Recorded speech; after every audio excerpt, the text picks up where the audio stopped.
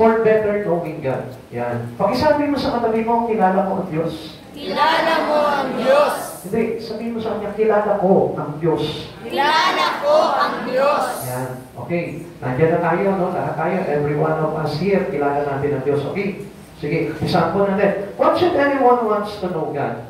Ano ba yung dapat para talaga makilala po natin ang Panginoon sa buhay po natin? Okay.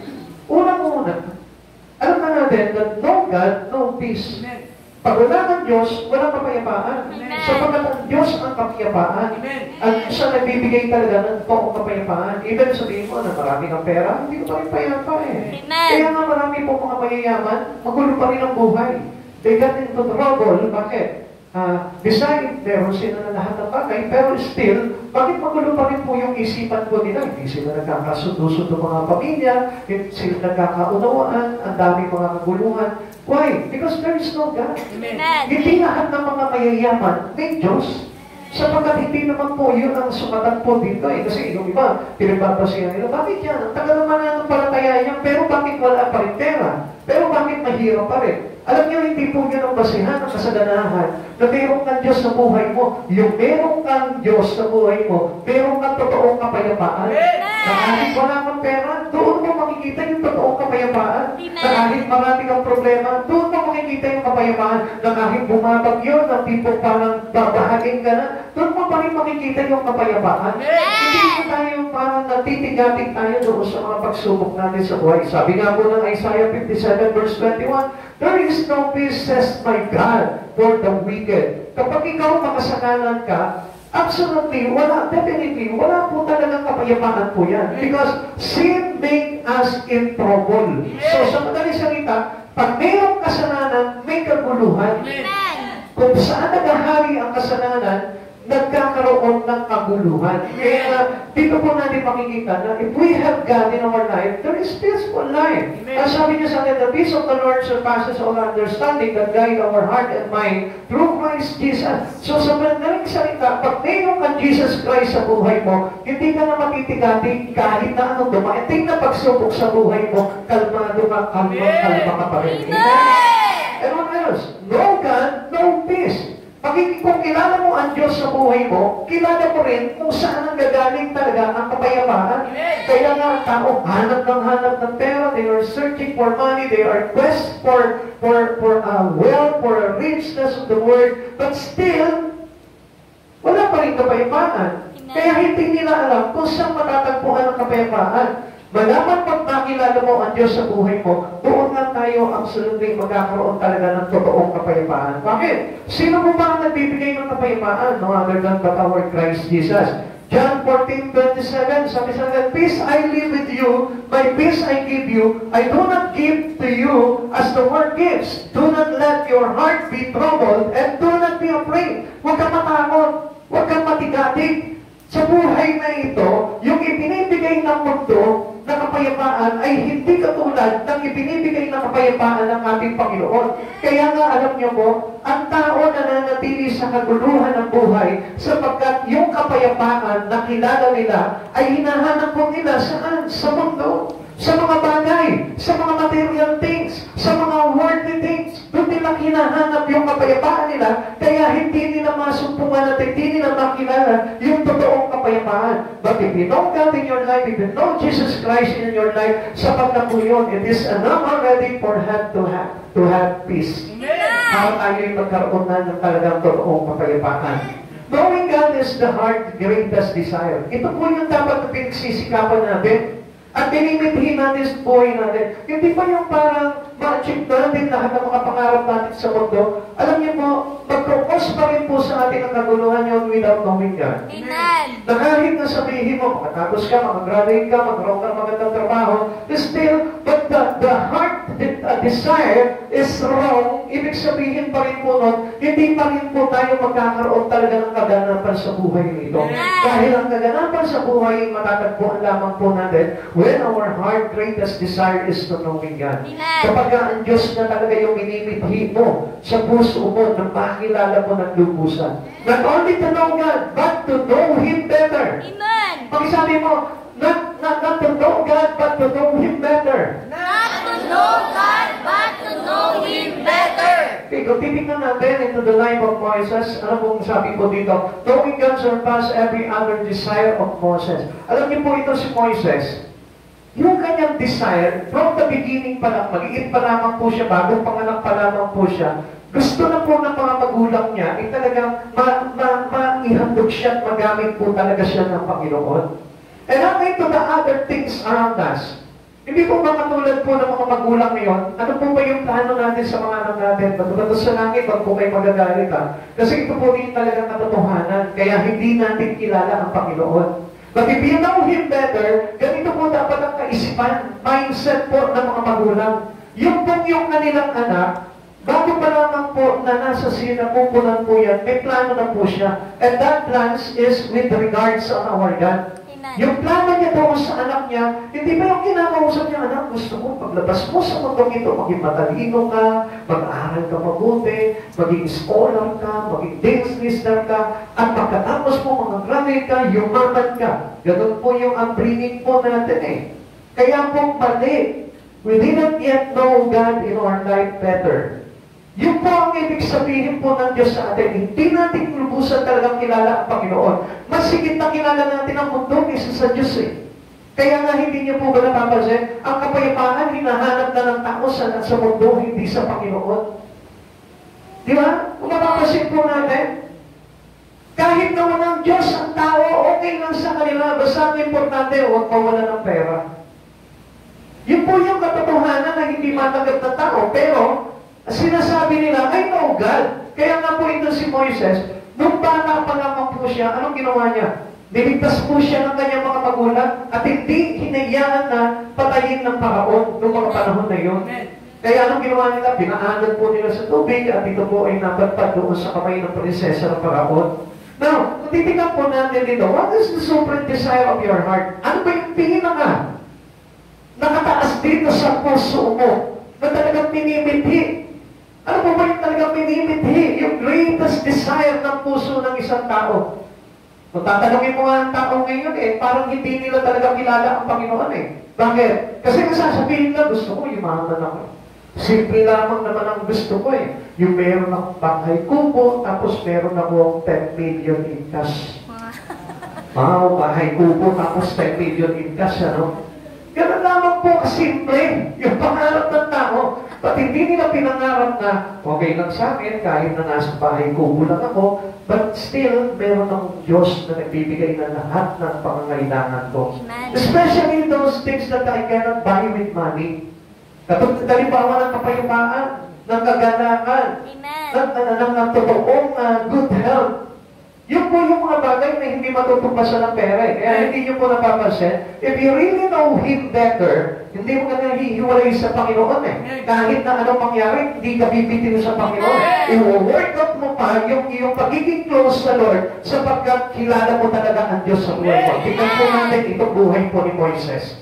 How can we know God? Paano po ba natin makikilala talaga ang Diyos sa buhay po natin? Kung sasabihin po ninyo, sa oras nito, nakilala niyo na ang Panginoon, then I tell you, you are perfect already in God.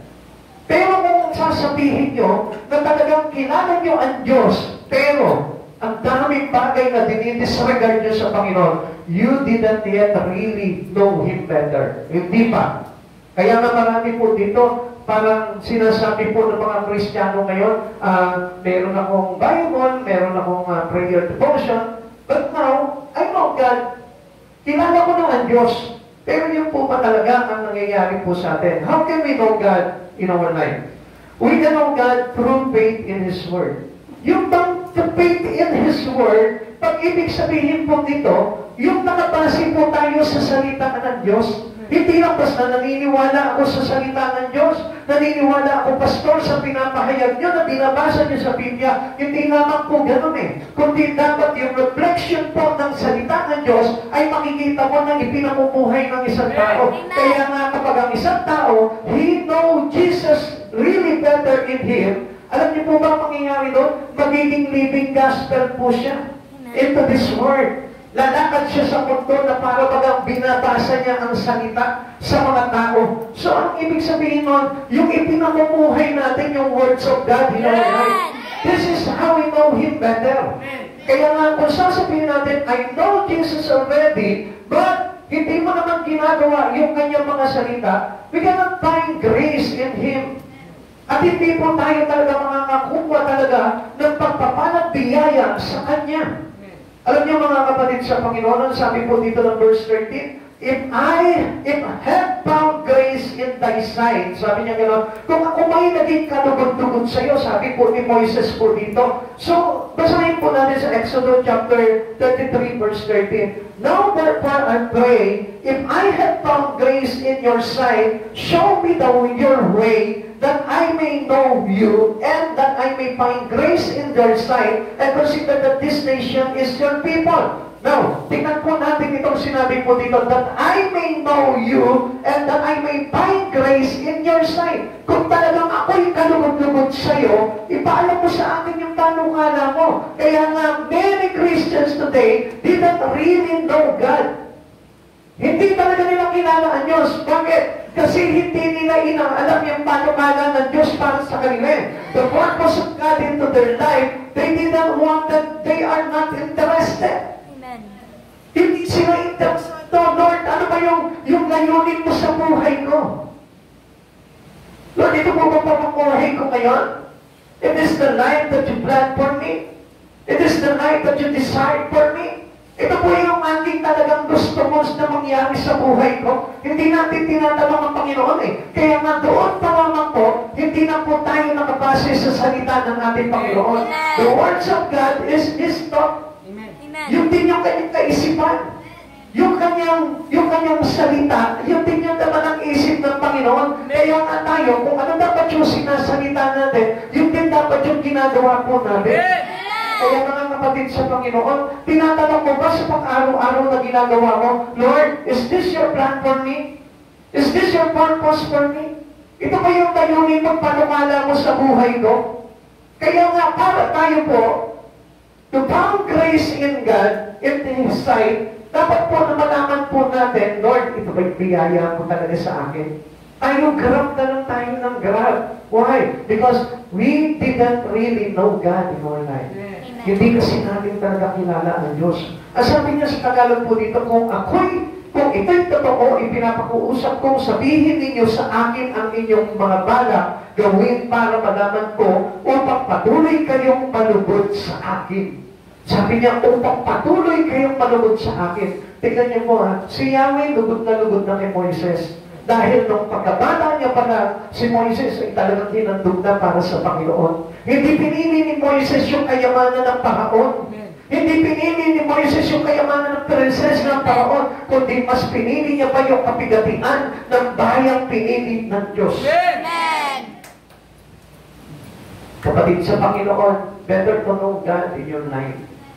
Yun ang kailangan po natin. Hindi lamang po basta sisimpa tayo, akala po natin okay ng lahat.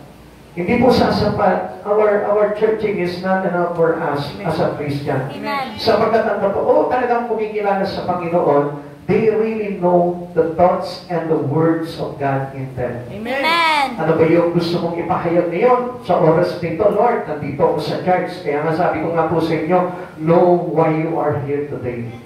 Know God why you are here today. Bakit ba ako dinala ngayon for the first time? Bakit ako nandito ngayon? Para po ba matulog?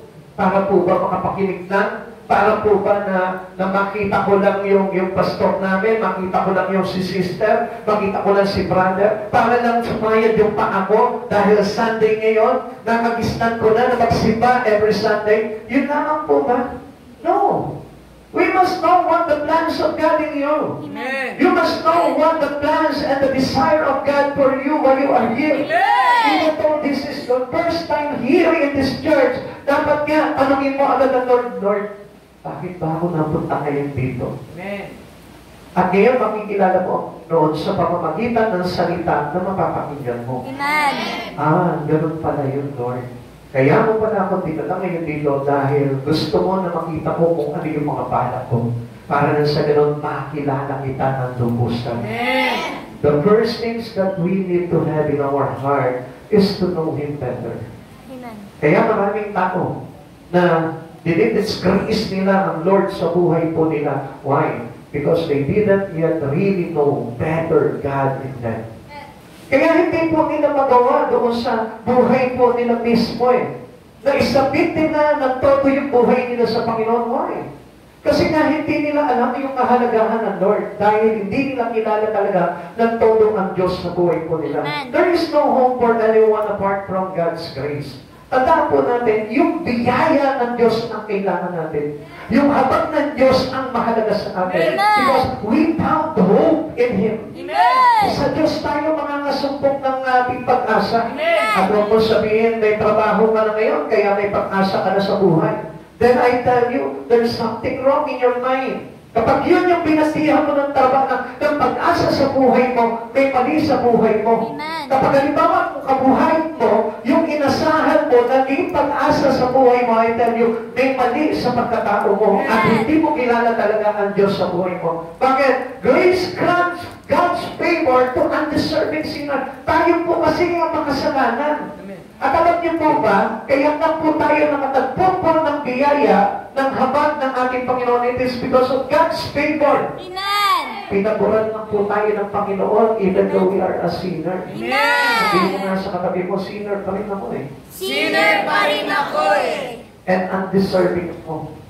Undeserving ako. Sabihin mo sa katabi mo, undeserving ako sa mga pagpapala ng Lord. Undeserving ako sa mga pagpapala ng Lord. Minsan sinasabi natin, ito, pinapapala ako ng Lord. Deserve ko naman to kasi lagi ako nag-church Anyway, mali po doon tayo doon. Kahit lagi kang present sa Sunday, o sabihin po natin na kahit na yung meeting service natin, presence ka dito, but still, it is God's only favor. Amen. Favor lang ng Lord yan. Kaya wala tayong maipagmamalaki sa Lord. Pag sinabi ng Lord, sabi yourself to me, then give yourself to Jesus. Pag sinabi ng Diyos, kailangan ko ang buhay mo, then give it to Jesus. Ibigay mo sa Panginoon, huwag kang tatanggi sa Panginoon, do not give a disgrace to Him. Sapagkat yung grace nga ng Panginoon, yung biyaya ng Panginoon, God's favor lamang po sa atin yan. So, ibig sabihin, sino ka para tumanggap nitong biyaya ng Lord na ito? Kaya nga, kailangan natin kilalanin ang lubos ng Panginoon para sa ganoon, hindi po tayo nagkakasala sa Diyos. Amen. Alam mo, lahat ng biyaya na meron po kayo, dahil lamang po yan sa God's favor. Amen. Na kahit undeserving po tayo sa mga bagay nito, pero ang Diyos, nakita mo, nagpapadala ng biyaya sa iyo. Kahit na isa ka makasalanan, makita mo, pinipigil niya yung bagyo. Diba?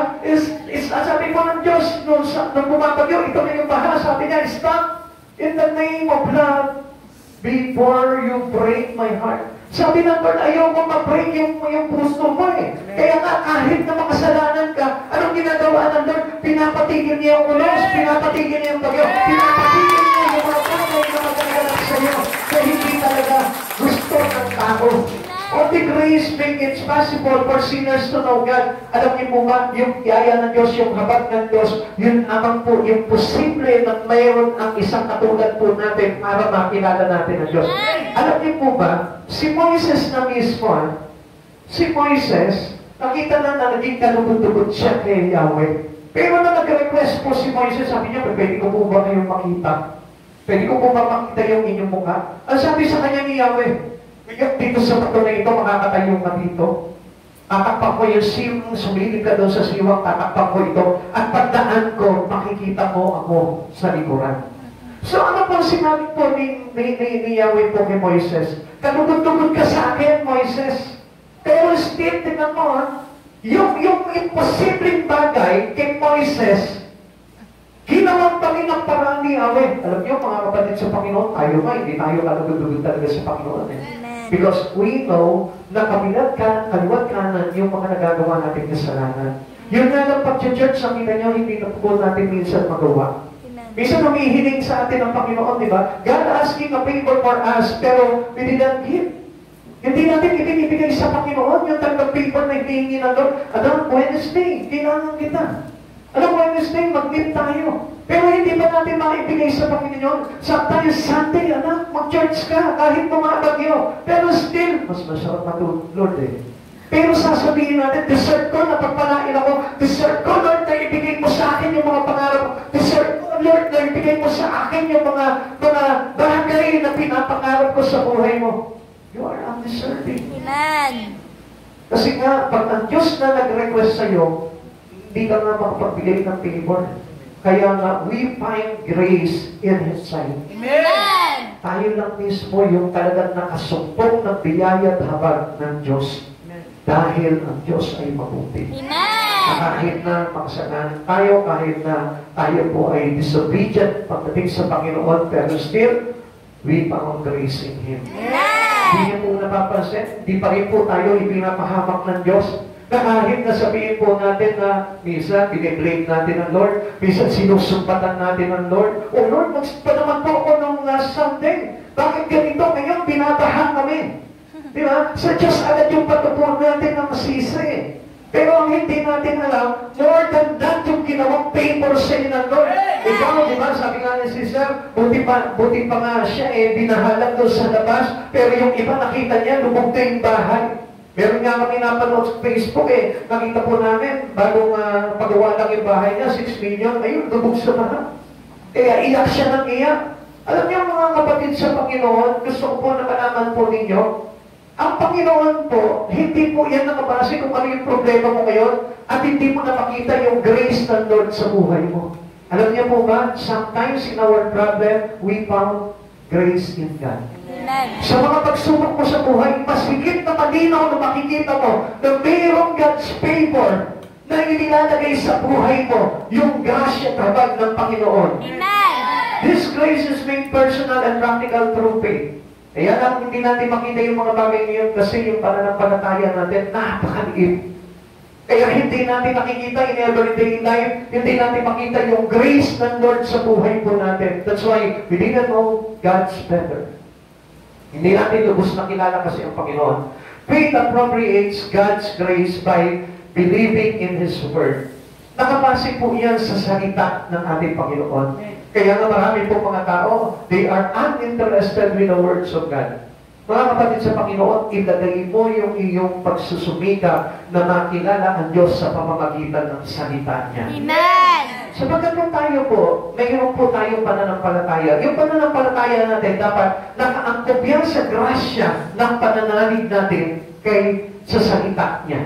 Amen. Amen? Amen. Kaya kung sasabihin natin, I had faith in God, but still, hindi ko naman ginagawa yung salita ng Diyos, I tell you, you don't have faith.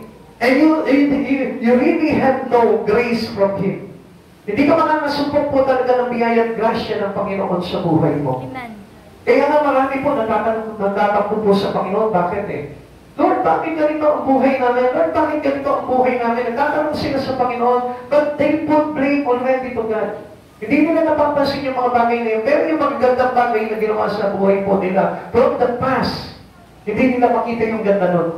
Kaya anong nangyayari? Kapag sinubok na sila ng Panginoon, nagagalit na agad sila sa Lord. Nagtatakbo na agad sila sa Panginoon. Pero hindi nila alam yung sunod-sunod na biyaya ng Diyos, ganda't habag ng kanyang puso na pinadaman niya sa atin, hindi natin napansin po yun. Marami pong Kristiyano, hindi nila nare-recognize talaga yung kabutihan ng Diyos sa buhay po nila. But Paul said this enabled him to know God personally. Alam niyo po ba, sa ganitong pagkakataon, si Pablo, doon niya nakita talaga kung gaano talaga kabuti ang Diyos sa buhay niya. If you know really better God in your life, doon mo makikilala personally God in your life. Amen. Actually, marami po mga Kristiyano ngayon hindi nila talaga kilala personally ang Diyos Bakit? Maaaring nakilala lang nila dahil sa kaibigan po nila. Yun ang sinabi doon Narinig ko lang kay pastor to No, you must have personal encounter with Jesus. Amen. Even though you have a pastor, even though you have a mentor, dapat ikaw mismo makatagpo mo ng totoo ang Diyos sa buhay mo. Alam niyo po ba mga kapatid sa Panginoon? Kaya tayo nalilimitahan sa buhay po natin pagdating sa paggawa sa Panginoon because hindi pa natin talagang ganap na kilala si Jesus. Alam mo, maraming magdi-disagree po dito at magsasabi sa kanila, sa sarili po nila, kilala ko na ang Diyos. Even I die for the Lord, I will. Because I know Him. Pero kapag sinubok na siya ng Diyos, ano sasabihin niya? Lord, sorry, I am busy. Kasi, doon pa lang nakita na natin kung gaano mo kakilala ang Diyos. How we respond to His calling, this is how we know how good we know God in our life. po natin dito, many of us are called by God. Amen. Marami po sa atin tinawag po talaga ng Panginoon, pero ang totoo po, hindi natin kilala ang Panginoon kaya tayo nalilimitahan. Pero if we know really Him, gusto ko po na malaman po ninyo, hindi ka magdadalawang isip na pagbigyan ng Lord at gawin yung nararapat. Baka nga hindi ka pa tinatawag ng Lord, ikaw na mismo nagpresenta sa Panginoon, Lord, I have my calling. Hindi mo tatanungin ng Lord, Lord, what is my calling? Pagka ikaw na magsabi sa Panginoon, Lord, I have a calling, I have a calling. Ikaw pa yung magpipilit sa Panginoon, Lord, tinatawag mo ako, tinatawag mo ako. Patid sa Panginoon, pag kilala mo talaga ang Panginoon, ikaw yung magpipresenta sa atin. Lord, please, gamitin mo ko, please. Lord, please, parang awa mo na ako. Because that was all the grace of God. Amen. And if you believe Him truly, ikaw na mismo, sasabihin mo, i-offer mo na yung buhay mo sa Panginoon. Remember Isaiah? Ang sabi sa kanya ni Yahweh, sino ang ipadadala mo? Ang sabi ni Isaiah, send me, Lord. Ako na lang ang ipadala mo. Pinresinta ni Isaiah yung kanyang sarili, even though medyo delikado, very risky yung kanyang gagawin. Amen. Pati tayo, medyo mahirap na yung gagawin sa Lord. Lord, pas muna ako dyan ha. Excuse muna ako dyan, Lord. Marami akong gagawin sa bahay. Lord, alam mo naman, maglalaba ako. Mamamadya ako, magluluto ako. Dami ko nang ginawa eh. Di ba? Pero sa Lord, wala pong nagawa. Amen? Lord, Monday ngayon, Lord. It is my day off, Lord. Day off. Humihingi ka ng day off sa Lord. Samantalang hindi mo nakita ang Lord, walang day off sa'yo. Amen. Ang duty palagi, Lord, talagang continuously, hindi natutulog ang Diyos. At ang sinabi ni Gary B. Sabi ni Gary B, tatanong siya, natutulog pa ang Diyos? Ang totoo niyan, hindi natutulog ang Diyos. Bakit? Because we watch 24 hours. Amen. Tayo pinapanood ng Diyos.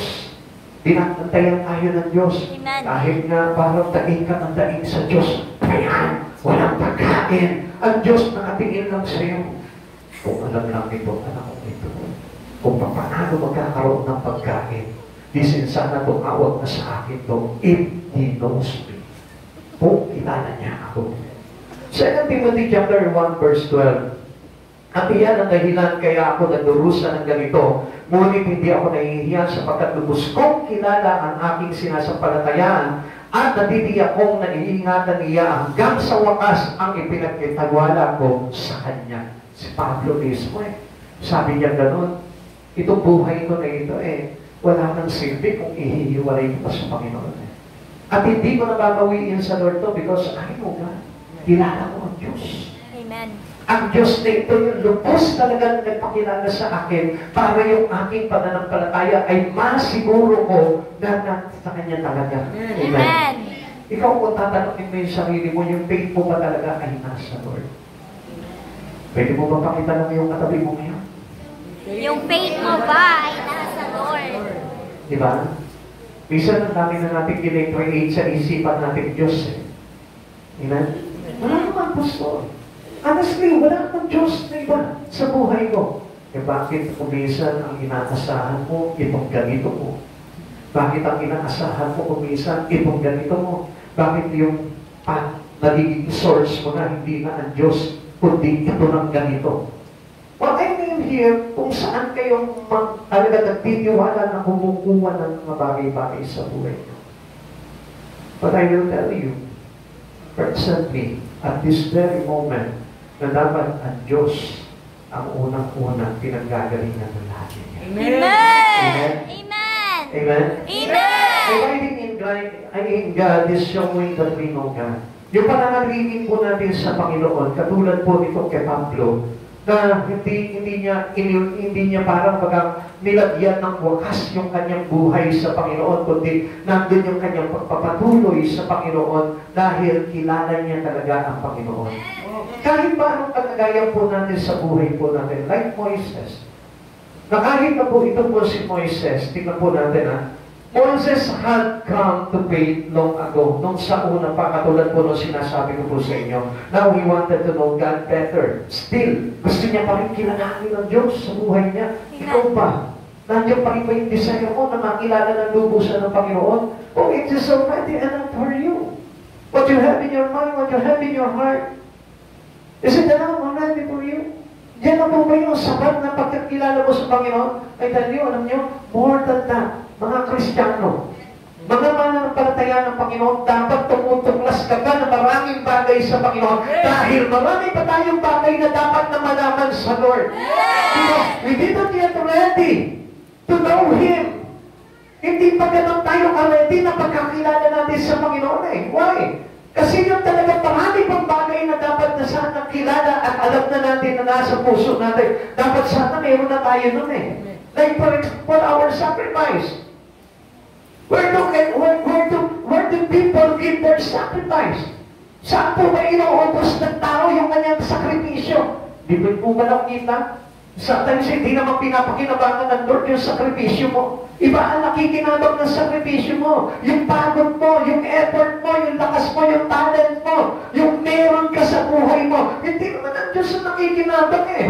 Amen. Kaya nga kung mapapasin po natin yan, you need to know Him better. Kaya mas tumama pa ng higit pa sa buhay mo talaga na mga binabalak o pinaplano mo. Kasi meron po tayo sa katan eh. Na pagkakilala sa mga pastor. Pag ako nagpaglingkod na, naging worker na sa church, sinala ko ng Diyos. Isa, gano'n lang tayo eh.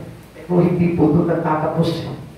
Kahit na po ito po si Moises, para maintindihan po natin, tuloy po natin yung kay Moises. Sabi po dito, do you know God? How well do you know Him? Gaano mo ba kakilala ang Panginoon sa buhay mo? Minsan hindi po ba natin napapansin? Minsan kaya po tayo binibigyan ng kabiguan ng Panginoon. Why? Because He wanted us to know Him better. Kaya nga mayroong pagsubok sa buhay kasi papakilala sa iyo Lord eh. Amen. Gusto niya na makita at malaman kung sa puso mo kilala mo na siya. Alam niyo mo ba yung response po natin kapag may pagsubok po tayo? Dapat nga mas lalo tayo nagiging matatag at matibay sa ating pananampalataya sa ating Panginoon. Abiding in Christ, yung pananatili natin sa Panginoon, mahalaga po yan. Sapagkat whatever we ask in His name, sabi niya gano'n, it will give us to us. Ibigay sa ating ng Panginoon. Abide in Him and my words abide in you. Ano sabi ng Lord? Ask whatever you want and I will give it to you. Now, mga kapatid sa Panginoon, hindi po ba natin alam na ang Diyos ang pinagkagalingan ng lahat ng bagay? Kaya kapag kilala mo ng todo ang Panginoon, ang Diyos ang hihingat mo ng lahat ng bagay na yung makikita mo darating sa iyo sapagkat kilala mo ng ang Diyos sa buhay mo. Like Moises, si Moises, alam niyo po, hindi po siya nasinaw. Hindi po siya nasinaw ng kagandahan ng sanlibutan. Silip po natin po dito. Sabi po ng Hebreo, chapter 11, verse 23 to 29. Pakinggan niyo po mabuti po ito, mga kapatid sa Panginoon. Gusto po na maintindihan niyo kung paano kinilala ni Moises na higit na mainam yung Diyos sa buhay po niya. Dahil sa pananampalataya, ang mga magulang ni Moises ay hindi natakot na sumuway sa utos ng hari na makita nila maganda ang sanggol, itinago nila ito sa loob ng 3 buwan. Dahil sa pananampalataya, tumanggi si Moises nang siya'y mayroon ng sapat na gulang na tawagin siya'y anak ng prinsesang anak ng hari. Inibig pa niya makihati sa kapigatihan dinaranas ng bayan ng Diyos kaysa pagtamasa ng mga panandaliang aliw na dulot ng kasalanan. Ano po ito? Yung kayamanan ng mundo. Hindi po ito yung kasalanan na alam nyo. Hindi po ito yung pangano niya, pagpatay, yung pagnanakaw. Hindi po ito yung sinasabi po dito. Kundi yung pagtatamasa ng kayamanan ng sanlibutan.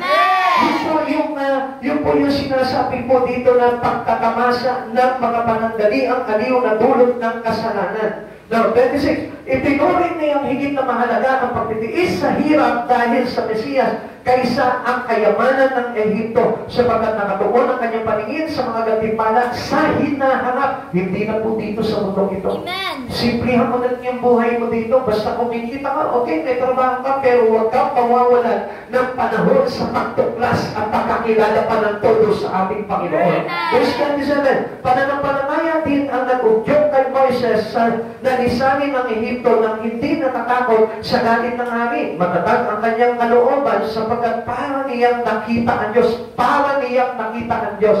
Ano po ibig sabihin ito? By our faith, yun po yung parang nagpapakita sa atin sa Panginoon kung gaano kalaki yung faith mo sa Lord, gaano mo rin nakita ang Diyos sa buhay mo. Gaano mo rin nakilala ang Diyos sa buhay mo. E paano kung wala kang faith? Paano mo sasabihin, mayroong pananampalataya sa Diyos at nakita mo ang Diyos sa buhay mo? Tuloy po natin. Verse 28, dahil din sa pananampalataya, itinatag niya ang Pasko at iniutos na mga Israelita na pahira ng dugo ang pintuan ng kanilang mga bahay upang huwag patayin ng anghel na mamumuksa ang kanilang mga panganay. Dahil sa pananampalataya, nakatawid ang mga Israelita sa dagat na pula na parang lumakad sa tiyong lupa, samantalang nalunod naman ang mga Ehipsyo ng ang mga ito'y tumawid. Mga kapatid sa Panginoon, how great the faith of a person who know Him better. Amen. Pag kilala mo talaga ng ganap ang Panginoon sa buhay mo, doon lumalaki ang pananampalataya. Amen. Pero kung gano'n lamang ang sukat ng pananampalataya mo sa Panginoon, I tell you, hindi ganun kakilala mo ang Panginoon. Na kapag halimbawa may problema ka na sa buhay, nawawala ka sa Panginoon, naglalaho na yung pag-ibig mo sa Lord, I tell you, hindi mo kilala talaga ang Lord. Amen. Kaya nga sabi ko nga po sa inyo, minsan nga yung pag-church po natin, doon pa lang nasusukat na tayo ng Diyos kung gaano mo siya kakilala eh. Minsan sinasabi po sa atin ng Biblia, according to Hebrews chapter 10 verse 27, alam po sabi sa Act 25, ang sabi po sa atin, huwag natin kaligtaan ang mga pagtitipon, lalo na nalalapit na ang pagparito ng ating Panginoon. Na kung papansinin po natin, alam na po natin malapit na po dumating ang Panginoon. Pero still, lumilipat pa rin po tayo sa pagtitipon. Lumilipat pa rin tayo sa gawain. Alam niyo, anyway, alam niyo po, dapat nga po, itong panahon na ito, yung magiging masigasig na ang mga Kristiyano para kilalanin ang ganap sa buhay po nila ang Diyos. Alam niyo po, if you look into church around the world, makikita mo po sila, they are busy doing their job into God. Ginagawa nila yung talagang totoong tungkulin na nila sa Panginoon. They take it busy. Yung buhay po nila talagang busy nila ng todo sa Panginoon sa paggawa sa Lord. Bakit? Kasi nandun na, malapit na yung warning ng Lord na malapit na siyang dumating. Alam niyo, naiingit nga po ako doon sa ibang church as sisipan. Grabe. Kung makikita mo talaga sila, puso-pusan po sila na talagang nagpapagal na para sa Panginoon. Why? Because to show their work into them, into God. No! Hindi para ipakita yung kanilang gawa, kundi para makilala nila ng ganap ang Diyos sa buhay po nila. They don't want to stop on His foot. Hindi sila tumigil na lang doon sa kanilang para okay na, kilala ko na ang Lord. Basta reason na lang, para ako maligtas. Hindi po yan eh. Amen. We need to know Him better. Amen. Never stop. Huwag mong akalain na okay na ang lahat sa buhay mo. Alam ko marami po sa atin dito matatagal na mga Kristiyano. Pero gusto ko po na malaman po ninyo, kahit matagal ka na ng Kristiyano, dapat tuloy-tuloy ka pa rin. Because a disciple of God is a continuous learner. Amen. At doon naman po sa mga bago pa lang sa Panginoon, mas lalo kayong mag-anak, mas lalo kayong mag-desire na makilala ng todo ang Panginoon sa buhay niyo. Sapagkat hindi magiging ganap hanggang hindi tayo umakot sa buhay walang hanggan, hindi pa rin ganap ang pagkakilala natin sa Panginoon. Hanggang sa katapusan, pag ito ng ating Panginoon, kailangan tayo po ay talagang madatnan ng Lord na maalap at nagsusumikap na makilala rin natin ang Panginoon. Amen. Give your interest to the Lord. Huwag ka mawawalan ng interest pagdating sa Panginoon. Minsan kapag halimbawa, nandun na tayo sa pagtuturo ng Panginoon, doon tayo nawawala ng gana eh. Pero I tell you one thing. Kapag pinadaan ka sa disiplina ng Panginoon, tinuturuan ka ng Panginoon, ang ibig sabihin niya, nagpapakilala ng lubusan sa iyo. Amen. Pag mayroon ka ng given task sa Lord, ang ibig sabihin niya, unti-unti mo na nakikilala ang Diyos sa buhay. Kaya magpasalamat ka kung binibisi ka ng Lord sa gawain niya. Kaya nga kapag halimbawa, ini-invite ka ng Lord, every Wednesday, magpaunta ka naman sa Panginoon. Alam mo ba ang ibig sabihin niyo, pinalalago ng Lord yung ugnayan mo kay Yesu Cristo.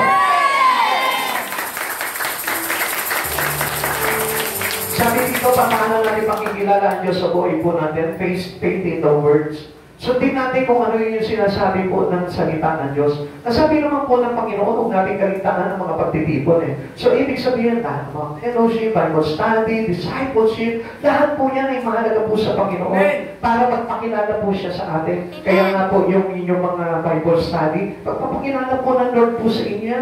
Every offer, every task that you have in your life, diyan ang nagpapakilala sa iyo ang Panginoon. Even into your problem. Kapag ka naririnig mo sa puso mo na, alam, may problema ka na naman ngayon, lumapit ka sa akin. Di ba? What the Bible says? Ano sabi po sa atin na Mateo? Chapter 11:28, ano sabi? Lumapit kayo mga nababagal. So it says by the Bible, it says with the scripture. So ang ibig sabihin po nun, doon natin makikilala talaga ang Panginoon. Ang sabi sa atin naman, lumapit ka. Hindi naman tayo lumalapit. Come to me, but closer. Come to me closer. Pero hindi ka naman lumalapit ng lapitan talaga sa Kanya. Hindi ka tumitikit sa Kanya. You always keep on distance. Ang layo eh. Kaya nga kapag sinasabi niya sa ibig sabihin, then lapit sa Lord. Bible study, lapit sa Lord. Intercession, lapit sa Lord. Prayer meeting, lapit sa Lord. Ganun po yung talagang kumikilala ng todo sa Panginoon. It is not enough for you to know Him only. But the very best that we do in our life is to know Him better. At para makilala mo ang Panginoon, gawin mo kung ano yung pinagagawa niya sa iyo. Do not stay as a Christian who's sitting during Sunday. Huwag ka po yung ganun. I tell you one thing, hindi nga po sa ganun. Kung meron ka sariling pamamaraan sa buhay mo, hindi ka lalago doon. Sapagat ang sabi ng Lord, makakapagpalangasan tayo sa isa't isa, kasama ang mga mananampalataya. Amen. Kaya nga huwag mo ang kinin ang kalakasan. Hindi ibibigay sa ng Lord yan. Amen. Kaya nga tayo may pagtitipon para nang sa ganon, sabay-sabay tayong bababaan ng kapangyarihan ng Diyos. Amen. Hindi po tayo sakim, or we are not the selfish Christian na mararanasan lang natin ang presensya ng Lord kapag tayo nag-iisa na lang sa kwarto. Kailangan din tayo may fellowship po kasi mahalaga po sa Lord po natin. Ikalawa, paano po natin makikilala ang Lord? Kanina sabi niya, through His Word. Kaya nga lagi po natin i-apply yung salita ng Diyos. Ano pa yung mga inyong narinig? Ngayon, salita ng Diyos, i-apply po ninyo ang makikilala niyo ang Diyos. Ikalawa, we can know God through focusing on His way. On His way, not your own way. Amen. Kaya nga sabi ko nga po sa inyo, hindi mo makukuha yung presence ng Lord by its own. Amen. Kaya nga tayo sumasamba para turuan tayo ng Panginoon. For Him to know Him better. Para makilala natin ang lubusan ng Panginoon at sasabihin sa iyo ng Lord yung kanyang plano, yung kanyang paraan, yung kanyang panukala na gagawin. Amen. Sabi po dito ng verse 13 kanina, show me now the way that I may know thee. Para malaman ko kung ano yung panukala mo. Ipakita mo sa akin yung mga balak mo. Ipakita mo sa akin yung gagawin mo. Ngayon, kung minsan, alam niyo po ba, tayo na lang yung parang nagsasadya sa Lord, Lord, ito yung gagawin ko, ha? Tayo na lang nagpipresenta sa Lord, Lord, ito yung gagawin ko, ha? I will serve you, pero Lord, ito po yung gagawin ko. No! Ask the Lord, Lord, ano yung balak mo? Ibigay mo sa akin, ipaalam mo sa akin yung balakin mo, Panginoon. Amen. Yung po yung sabi po ni Moises eh. Sabi niya, kung ito'y totoo, ipinapakiusap to, nakiusap siya sa Yahweh. Sabihin ninyo sa akin ang inyong mga balak, gawin para malaman kung upang patuloy kayong malugod sa akin. Mga kapatid sa Panginoon, every one of us, gusto natin malugod sa atin ang Panginoon. Amen. Amen? Amen. Every one of us wanted to find grace in the sight of Him. Amen. Gusto natin sa paningin ng Panginoon maging kalugod-lugod tayo. Pero hindi malulugod ang Panginoon kung ikaw ang maghahatag ng iyong panukala sa Lord. Amen. Receive mo kung ano yung panukala ng Lord. Talungin mo ang Diyos, Lord, ano ba yung gusto mo na gawin ko? Ano ba yung panak mo para sa buhay ko? And sabi po ni Moises, show me now the way. Ipakita mo sa akin yung iyong balak. Ipakita mo sa akin yung iyong gagawin. Amen. Ask the Lord. If you really know God, you ask the Lord. At huwag mong hayaan na ikaw yung tanongin ng Panginoon. Ano gusto mo? Waiter, give me a cup of coffee, please. Ay, ako. Malamig ako ngayon at baka makatulog ako. Kapatid sa Panginoon, do not give your yung gusto gawin para sa Panginoon. Ask the Lord. Tanungin mo ang Panginoon, Lord, ano ba yung ba mo? Ano ba yung pinagkagawa ko? Kaya nga, hindi tayo pwedeng bumasi sa sarili po natin. Now, how do we know His way? Paano nga yun natin malalaman yung kanyang mga balakid? Okay, tingnan po natin. Una, we know Him by learning about His plan of creation and redemption.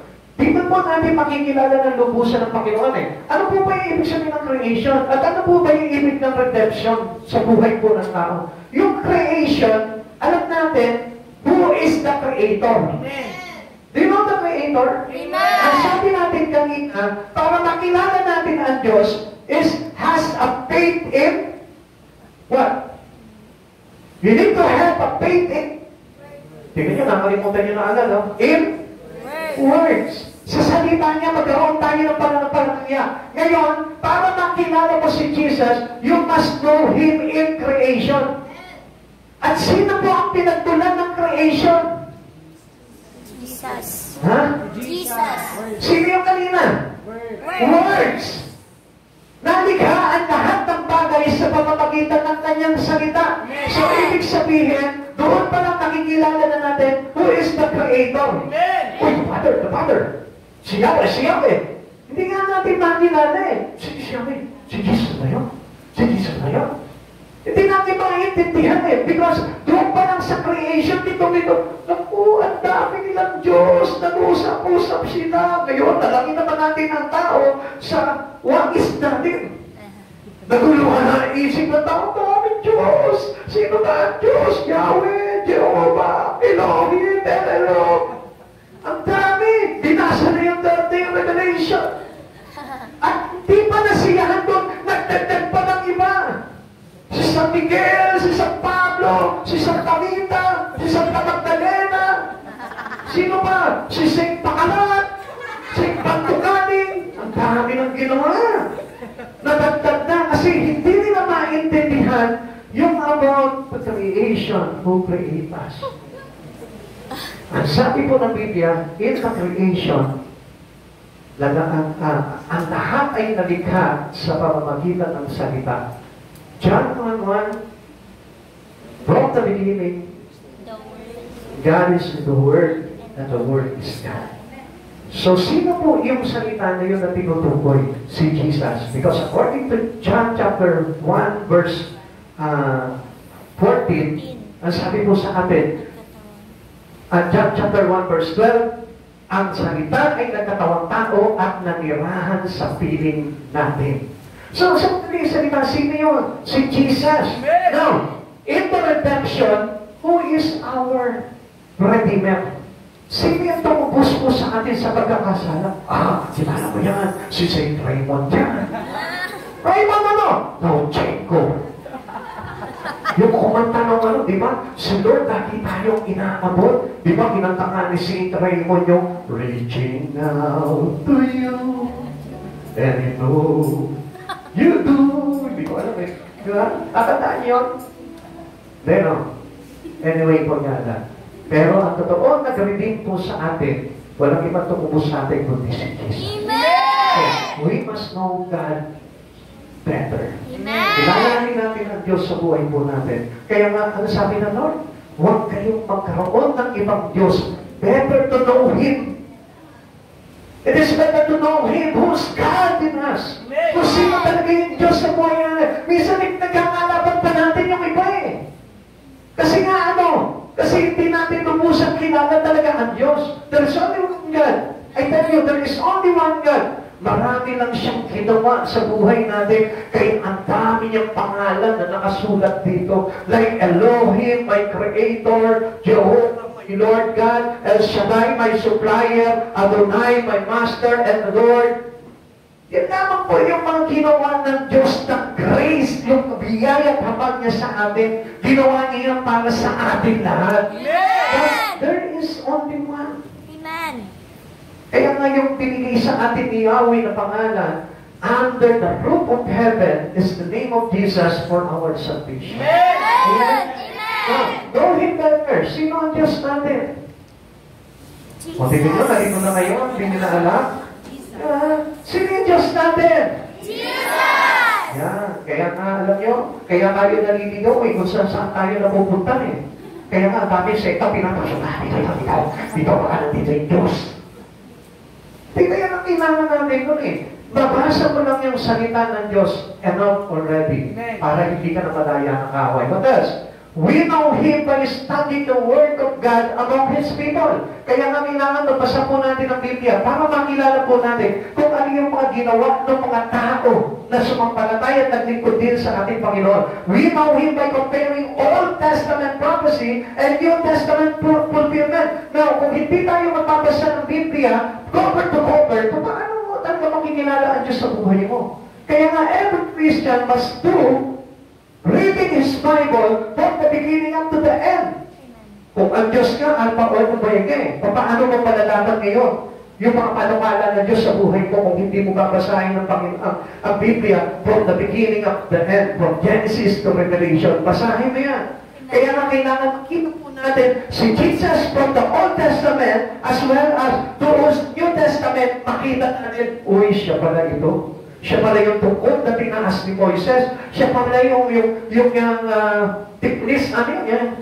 Yung tungkol ni Moises na mayroong sawa, ahas, na pag tinitigan ng mga natuklaw ng ahas, dumagaling. So doon makikita na natin yung mga prophecy and the fulfillment. Yung makikita natin kay Isaiah kung sino yung tinutukoy na virgin birth. Si Jesus. So, kung makapasin po natin, para po makilala po natin ang todo ang Panginoon sa buhay po natin, we must read it cover to cover. Amen? Amen. Tanungin mo yung katabi mo, nabasa mo na ba? Nabasa mo na ba? Kung hindi pa, basahin mo na araw-araw pagtutuparin ng Panginoon. Ulit-ulitin mo. Pag nabasa na, ulitin mo ulit. Pag nabasa na, ulitin mo ulit. Hanggang sa dumating ng Panginoon, sing ka. Amen. Kasi nakilala mo na ng todo ang Panginoon sa buhay mo. Huwag ka mo humuhusga, ano.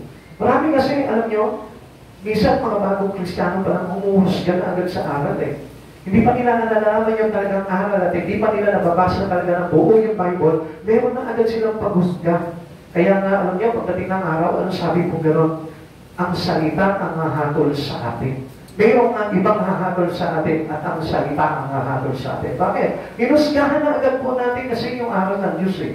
Kaya nga, huwag na huwag po natin gagawin po yun. If we really know God in our life, kailangan makilala natin ang Panginoon. Amen. Amen? Amen. Amen? Amen. Kaya nga mga kapatid sa Panginoon, mas mabuti po na tayo po ay nakapokus po talaga doon sa paraan ng Panginoon na gagawin niya, kaysa po mag-focus tayo doon sa sarili lang at ating gusto na gawin para sa Panginoon. Amen? Amen. Studying the life of Jesus help us know God better. Pag-aaral po natin yung buhay po ni Jesus. Ano ba yung ginawa ni Jesus? Baka pa lamang siya. Ano na ba yung ginagawa ni Jesus? Para nga sa ganun, pagdating ng araw, tayo rin magkaroon po tayo ng tinatawag na Christ-likeness. We get a greater appreciation sa His love para malaman po natin at ma-appreciate po natin kung gaano po pa talaga tayo kamahal ng Panginoon. Di natin napansin yun eh. Marami nagagalit sa Lord. Kapag binabasahan po sila ng Bible, nagagalit sila. Alam ko na yan, alam ko na yan. Itinatakbil nila, pero ang hindi nila alam dito, yung pong tinatakwil nilang salita ay walang iba kundi si Yesu Cristo na nagligtas sa kanila at tumupos sa kanila sa dami ng kanilang mga pagkakasala. We get a better understanding of His grace. Yun nga po yung sinasabi ko po sa inyo. Hindi po ba yung mahatulan natin, huhusgahan natin natin yung aral ng Diyos at sasabihin natin ganito, hindi mo ganyan, extreme naman, masyado naman, napaka-worst naman ang gusto nilang ipagawa sa atin. I tell you one thing, kung hindi natin susundin ang Biblia, hindi tayo magkakaroon ng kaligtasan. Sapagkat better understand the peace of God kung paano tayo kinahabagan ng Panginoon, kung paano niya ibinuhos yung kagandahan loob niya para lamang maligtas tayo. At dito po natin masusumpungan yung bagay niyon according to what is written in here. Amen. Danger at the cross draws us closer to God. Huwag tayong bibitiw sa cross ni Christ. Amen. Huwag ka nang bibitiw doon. Huwag mong hayaan na si Jesus lang yung nakakapit doon sa cross. Supposed to be, dapat nga wala na si Jesus doon. Ikaw na yung nakakapit doon eh. Kaya lang maraming tao nakakapit pa rin doon sa cross. Wala pa rin iba kundi si Jesus ang ina nyo. Amen? Until now, nakapakong pa rin sa kanila si Jesus. Isang beses lang po nangyari po yun. Lumagpas na po yung 2,000 taon na nangyari nakapako si Jesus, pero until now sa kanila, nandun pa rin si Jesus nakapako. What do I mean here? Hindi na dapat si Jesus ang nakapako doon. Yun ang mga kasalanan natin. So yan, we need to linger on the cross. Tayo po mismo, kinakapitan natin yung mga bagay na ginawa ni Jesus Lord, and never forget it if you know Him better. Amen! Nakakalimutan po kasi natin yung kahalagang krus sa buhay po natin eh. Sometimes, alam niyo po, ang nakikita na natin, what is valuable in your heart? What is the sign? The things that is valuable into you. Makikita natin, dollar sign, peso sign. Pero yung cross sign, hindi natin makita. What is now valuable to you? Is there a value cross in your heart? Meron pa bang halaga itong cross na ito sa buhay mo? Hindi mo ba nakikita na kapag halimbawa na mong problema ka, nakakalimutan mo yung cross, ano po yung parang naiisip mo? Dollar sign, peso sign. Diba? Yung kabilang mata, makita mo nakadaan. Yung kabilang mata, peso. Diba? Tapos sa puso niya, euro.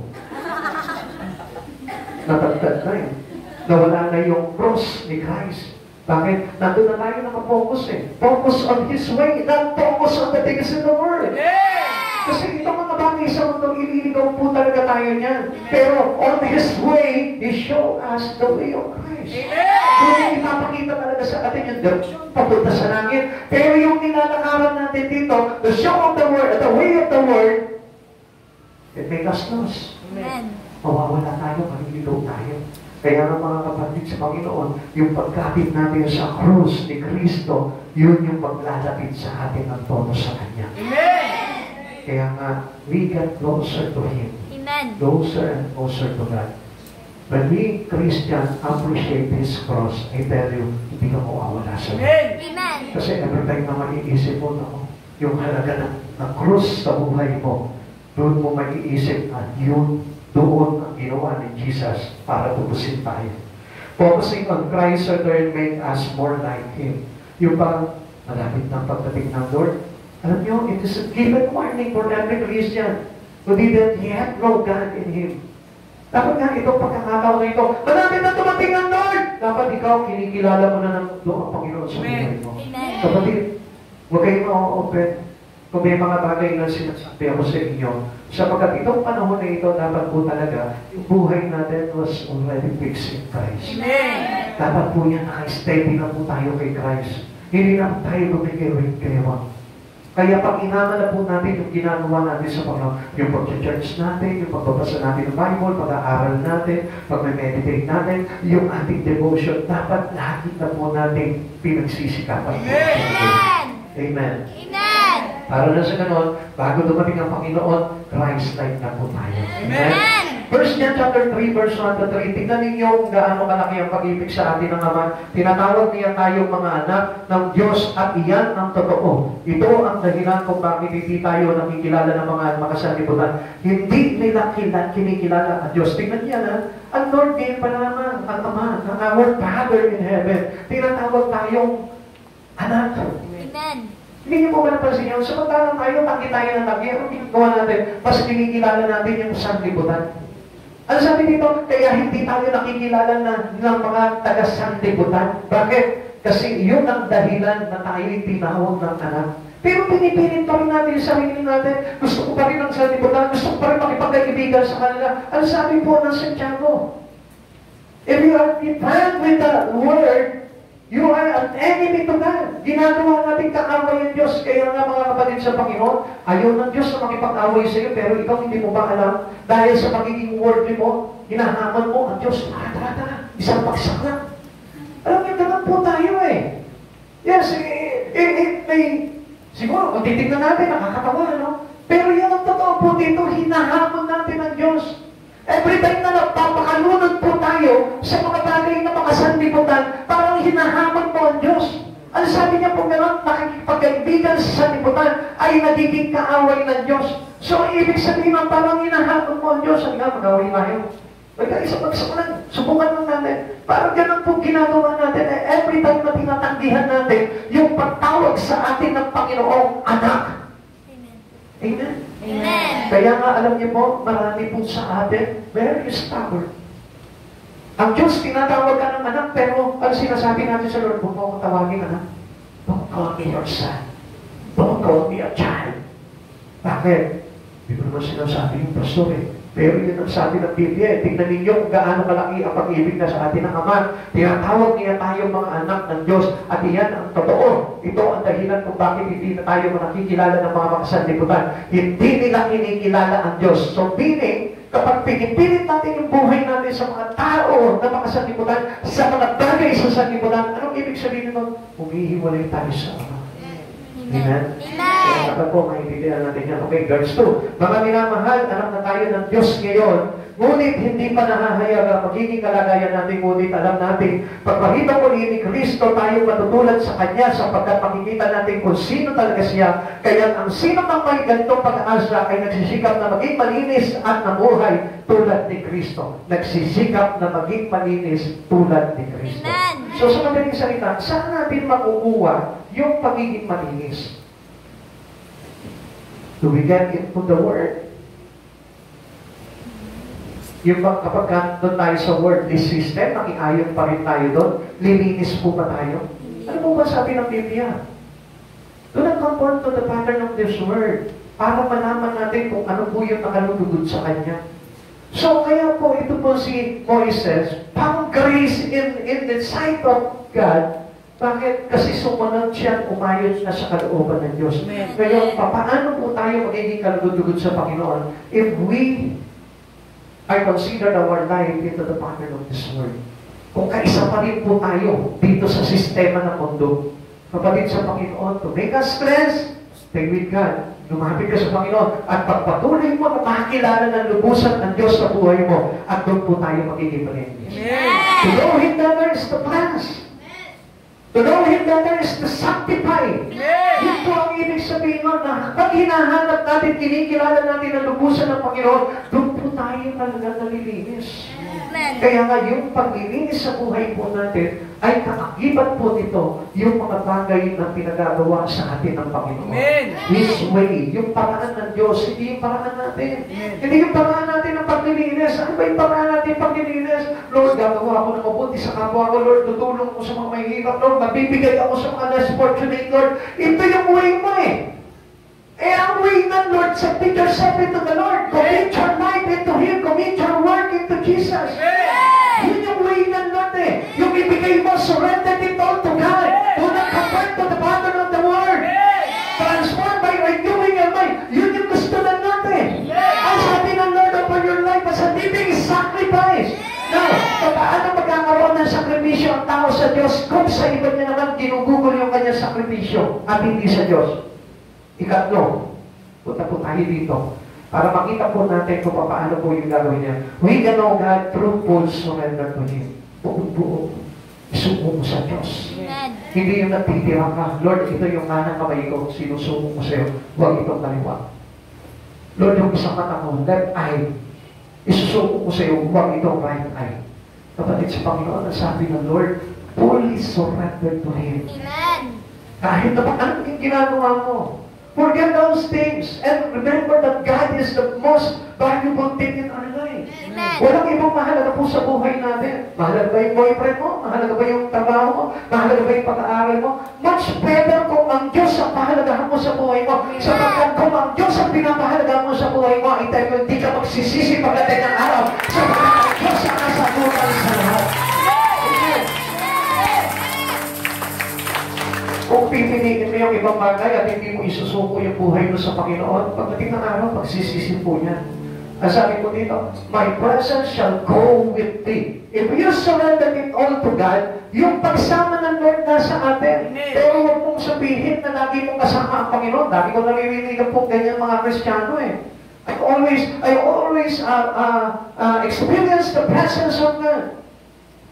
Pero hindi mo makita talaga yung surrender sa Kanya. Yung pagsuko niya sa Panginoon. Ay tell you one thing, dinaya mo lang yung sarili mo. Sapagkat yung pagsama ng presensya ng Panginoon to those who willing to surrender it all to God. Amen. A person who surrendered his life, his fullness to God. Amen. Yung po doon natin makikita yung pagsama ng Panginoon sa atin. Una, sabi niya po gano'n, how to know God in our life. Paano natin makikilala ang Diyos na lubusan sa buhay po natin? Faith in His Word, sa salita niya, focus on His way, at ngayon naman, full surrender to Him. Yung ating Pagsuko ng buo sa Panginoon. Sabi po ng Exodus 33 verse 14, sasamahan ko kayo at bibigyan ko kayo ng kapayapaan, sagot ni Yahweh. Amen. Fully surrender to God, earth peace. Amen. Pag meron tayong totoong punot ng pagsuko ng buo sa Panginoon, doon bubunga sa atin ang kapayapaan sa buhay na.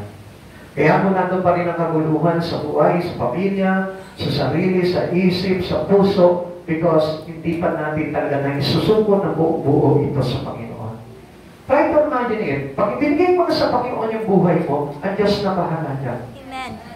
Pag inagatiwala mo sa Panginoon lahat ng bagay sa buhay mo, ang Diyos na bahala dyan. Sa tingin mo ba magkakaproblema ka dyan? Hindi ka na magkakaroon ng problema dyan. Problema na ni Lord yun. Pag isimuko mo yung buhay mo sa Panginoon, ang Diyos na ang may problema mo.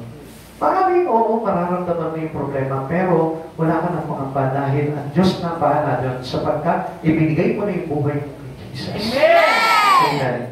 Like Moises, we have been called to a difficult task. Tayo rin po, tinatawag tayo sa mahirap na gawain pagdating sa Panginoon.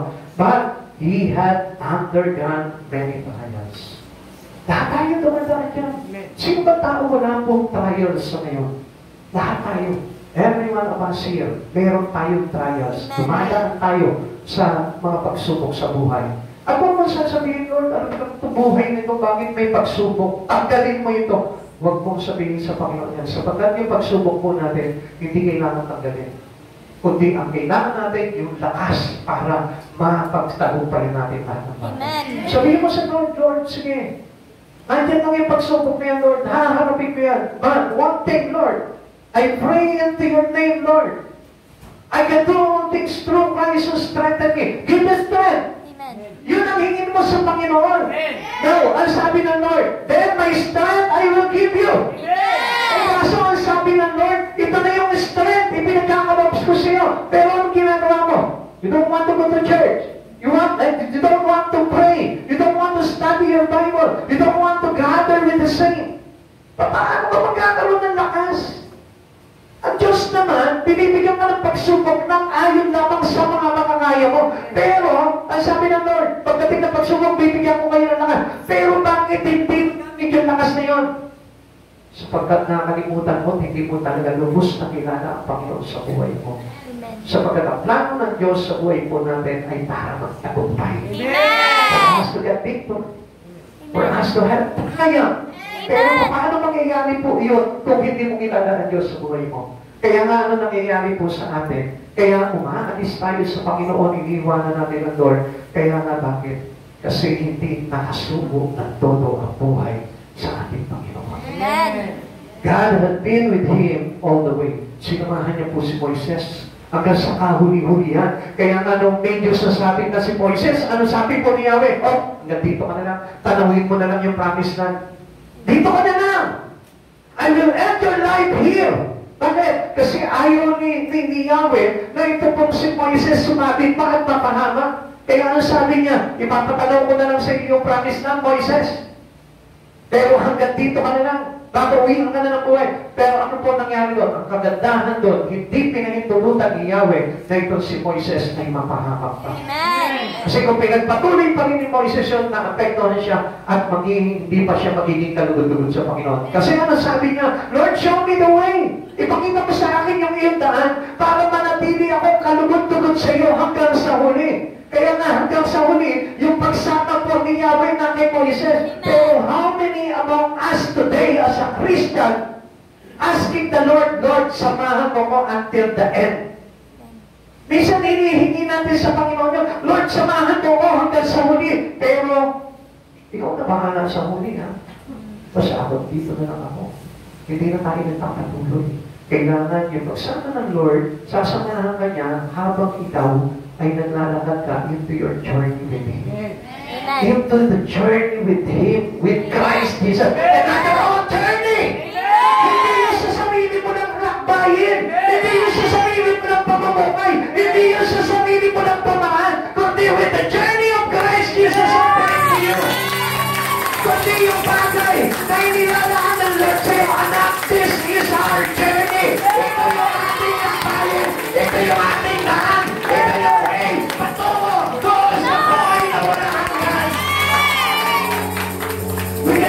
is present in our completely surrendering Jesus. Kailangan mo na isuko mo na buo yung buhay mo na Panginoon para na sa gano'n samahan ka ng presensya ng Lord until the end of your life.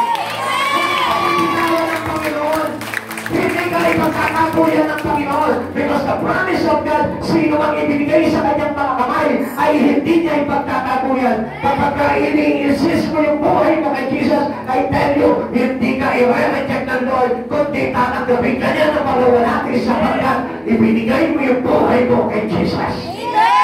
God's faithfulness in trials for Moses to want to know Him better. Alam niyo po ba mga kapatid sa Panginoon, yung katapatan ng Diyos pagdating sa mga pagsubok po natin sa buhay, yun yung nagtulak kay Moises para kilalanin niya ng todo. Ito po si Yahweh. Kapatid, ikaw, ano yung mga problema mo ngayon sa buhay? Ano yung mga pinagdaraanan mo? Dapat ka matuwa ka pa dyan para nakakilala mo ang Lord, Lord. Sa dami ko ng pagsubok ngayon, Lord. Kailangan ba sige aking alas sa buhay ko? Dapat ka sa mga pinagdadaanan mo ngayon, Lord, ang dami ko ng sin. Lord, grabe na ito ng sin ko eh. Ang dami ko ng mga pagsubok na pinagdaraanan, ang dami kong kasalanan, Lord. Kaya nga masigit na kailangan kita makilala sa buhay ko. Hindi yung iniiwanan mo ang Lord. Pag may problema ka, iiwan mo ang Lord. Pag gumagawa ka ng kasalanan, iiwan mo ang Lord. Who can save you? Who can save you from the hands of Satan? Who can redeem your sin? Who can give you salvation? Kung tayo po mismo, hihiwalay tayo sa Panginoon. He was willing to keep following wherever God's will lead them. Kahit saan siya dali ng Panginoon, sabi niya kay Moises, Moises, ilabas mo ang aking bayan sa pagkakaalipin sa kamay ng Ehipto, ng Paraon. Ang sinabi niya, Lord, mahina ako. Hindi ko marunong magsalita. Pero anong ginawa niya ni Moises? You're not devout to God. Lord, sige, basta samahan mo ako. Kapatid sa Panginoon, maaaring wala kang gana maglingkod sa Lord. Maaaring wala kang kagahanagan ng interest sa salita ng Diyos. But then, ganun din po si Moises noong una. Pero, he encouraged himself because he want to know Jesus better. Kung gusto mo makilala si Jesus sa buhay mo, hindi mo lilipitahan yung sarili mo. Kahit marami kang gawain sa bahay, still, gagawin ko pa rin kung ano yung task na ibigay sa ng Panginoon because it is for your better. Para sa ikabubuti mo yung mga bagay na yun. Nabi yung matapatan po ng Diyos pagdating po sa atin. Hindi nyo ba napansin? Sino po dito yung problema niya? Wala na. Tapos na. Tinapos na yung buhay niya. Wala. Bakit? Kasi buhay pa kayo eh. Amen. Kasi nga niya pa yung pagtubay, yung pagsama na sa buhay niyo. Sino po dito yung may problema? May problema tayo, pero buhay ka pa. Amen. Kasi ako may problema ko, wala na, tapos ka na eh. Pero hindi mo alam, buhay ka. Ang ibig sabihin niya, when the presence of God is in you, nasa iyo yung pagsama ng Diyos, hindi ka ingatan ka, hindi ka pinapapayaan. Ang ibig sabihin niyan, kahit na may problema ka, buhay ka. Ang ibig sabihin niya, may pagkasa ka because of God. Kaya nga, huwag ka matitinan, huwag ka matatakot, huwag ka mawawala ng pag-asa, na kahit na anong pinagdaraanan mo, kahit may karamdaman ka, basta until now, buhay ka pa rin. Alam mo na nandun ang pagsama ng Diyos, iniingatan ka, ang dali mo kasama. Kaya wala ka dapat pagsisihan doon, kasi ang sarap talaga pagbigay ng buhay sa Panginoon. Amen. Ang hindi mo mawala sa Lord. Amen. Kasi pag nawala ka sa Lord, mawawala ng direction yung buhay mo. He cannot show you your direction. He cannot show you the way. Kaya nga, we need the presence of God being with us sapagkat yung journey po natin, direct-direct yung lakad natin. Hindi naman pwede katulad ng buhay natin na pagka medyo pagod na tayo, matutulog na tayo sa kwarto natin. Hindi ganun ang takbuhin ng kaluluwa natin, mga kapatid sa Panginoon. It continues going on. Tuloy-tuloy ang lakad, ang lakbahin ng kaluluwa natin. Hindi tumitigil yan kahit tulog ka na yung kaluluwa mo. Gising pa rin yan. Kaya nga hindi nyo nababasin minsan, meron po natutulog na buhay yung kanyang ba yan? Mga kapatid sa Panginoon, because of our soul. Ang mahalaga yung soul natin. Ang soul natin, huwag niyang papatulugin. Kailangan niyang continuous journey niya. At kailangan sa journey ng kaluluwa natin, kasama si Jesus. Because He is the way. And no one's comes to the Father except Jesus. At kung magtipigilan yung bagay na yun, huwag ka papahadlang. Dahil ang Diyos ang kailangan natin. Now, this is really our questions for today. Do you long to know that? Gusto mo ba talaga makilala ang Diyos? Do you long to know Him better? Gusto mo ba talaga na makilala ng lubusan ng Diyos na ito? O sapat na sa inyong pagkakilala mo ngayon? Pwede kulang yan. O ulit-ulitin ko sa iyo, kulang yung pagkakilala mo ngayon. Kung marunong ka mag-pray, kulang pa yan. Marunong ka na magbasa ng Bible, kulang pa yan. Kung nag-church ka, every Sunday, kulang pa yan. Kung nag-church ka, every Wednesday, kulang pa yan. Kaya nagiging lubos yung aking pakilala sa Lord kapag nandun ka na sa piling ng Diyos, kapatid. Huwag ka magkakamali. Sapagkat marami humihinto, tumitigil sa pananampalataya niya sa Lord, sa pagkaakala niya, meron na siyang sukat na kaligtasan. Ang sabi ni Pablo, nakatuon ang kanyang paningin sa mga bagay na panlangit. At ang dapat na maging kahinatnan ng buhay niya ay hahantong sa buhay na walang hanggan. And that was the end. Ngayon wala ang patahin doon. Kaya huwag kang titigil. Huwag kang masapatan doon sa pagkakilala mo na ngayong oras dito sa Panginoon. Do not stop. Huwag kang titigil sa pagkakailangan yung buhay natin na sa piling ng Diyos bago tayo tumigil. Kung titigil ka ngayon, mga kapatid sa Panginoon, hindi tayo aabot doon. Ang gusto mo malaman mo, kilalanin mo ng todo ang Diyos sa buhay mo. Huwag ka magmamalaki sa Panginoon, kilala na kita, Lord. Alam ko na yung mga panukala mo, hindi pa, kulang pa, hanggang wala ka pa doon sa buhay na walang gas na langit. Huwag kang titigil. Don't give up. Don't stop walking in Christ Jesus. Trust God as your Savior and know Him personally. Hindi lang dahil narinig mo sa pastor mo. Hindi lang dahil narinig mo sa kapitbahay mo. Sarap na pag-ibluhan mo, Diyos na ito eh. Sa totoo lang mga kapatid sa Panginoon, kung alam niyo yung mabutihan ng Lord, ikaw mismo mahihiya ka sa sarili mo, bakit hindi ako naglilingkod sa Lord?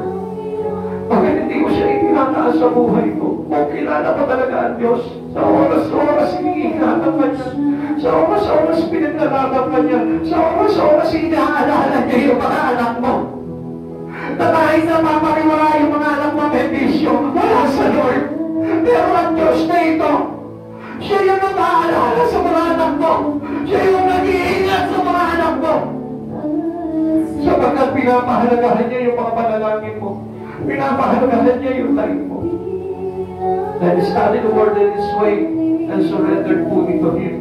Mga oras dito mga kapatid, bakit hindi mo isuko sa Kanya na bubuo yung buhay mo? Try mo lang. Try mo lang para makilala mo kung gaano kabutihan, Lord. Alam niyo, kapag kami nag-uusapan na yung kabutihan ng Lord, hindi ba pwedeng hindi matutulog yung puso mo? Minsan nga kapag kami naramdaman ako, sinasabi ko sa Lord, Lord, deserve ko itong karamdaman na ito. Bakit? Ang dami ko pagkukulang sa iyo eh. Ang dami ko bagay na nagawang hindi tama. Sino ko para magreklamo sa iyo, Lord? Ikaw, kapatid. Nagreklamo ka ba sa Panginoon dahil mahirap ka? Nagreklamo ka ba sa Panginoon dahil hindi ka makapag-aaral? Nagreklamo ka ba sa Panginoon dahil hindi masarap yung iyong kinakain? Huwag ka magreklamo sa Lord. Everything that happened to us is deserved. Deserving po natin yung pamiling ka kapatid sa Panginoon. Ang Diyos, hindi nagmaliw ng pag-ibig sa iyo. Hindi kumupos yung pag-ibig sa iyo. Gusto ko halang ng Lord, ma-appreciate mo yun eh. Kahit kailan, alam niyo mo ba? Hindi na wala ng pag-ibig sa iyo ang Diyos. Gusto mo sa oras dito, maramdaman mo yun by His great presence. Pero mararamdaman mo lang yung presence ng Lord, hindi fully surrender to Him right now. Gusto mo yung buhay mo sa Panginoon. then God will touch your life. Huwag mo sasabihin sa Lord, Lord, ipagpapalit kita sa aking kabuhayan. Ipagpapalit kita sa pag-aakal ko. Ipagpapalit kita sa mga ambisyon ko. Huwag mo sabihin sa Lord niya, masakit para sa Lord niya. Kasi ang Diyos na ito yung umibig ng tapat sa iyo. Higit pa yan sa pag-ibig ng magulang mo. Higit pa yan sa pag-ibig ng kasintahan mo. Higit pa yan sa pag-ibig ng asawa mo. Sapagkat ang may pag-ibig ng Diyos, hindi kumukupas. Hindi nagmamaliw. Ang pag-ibig ng Diyos is a just a day today and forever. Mahal ka na noon, kaya niligtas ka. And until the end of your life, mahal ka pa rin niya, and is willing to save you.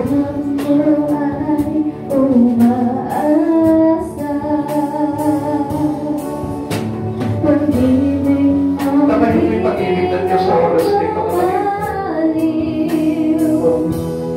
Try to embrace the love of God in you. Makikita ko kung gano'n ang tinamahal. Aking Jesus, pag-ibig ng dalay ko. Pakita ko, Panginoon.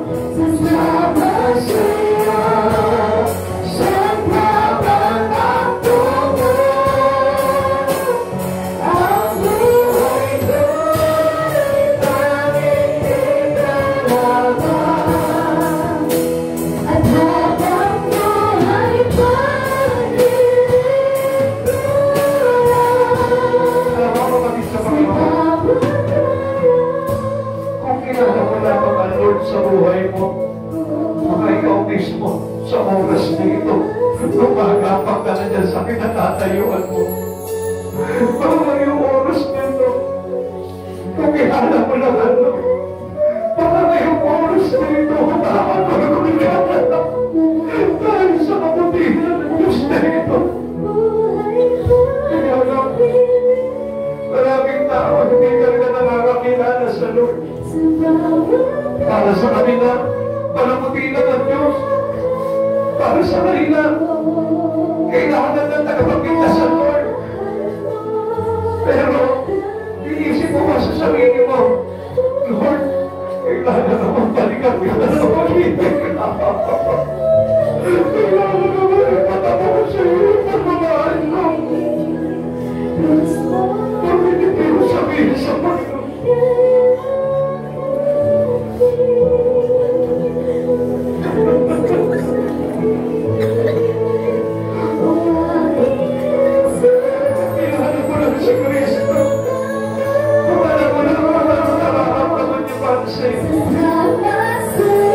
Kaya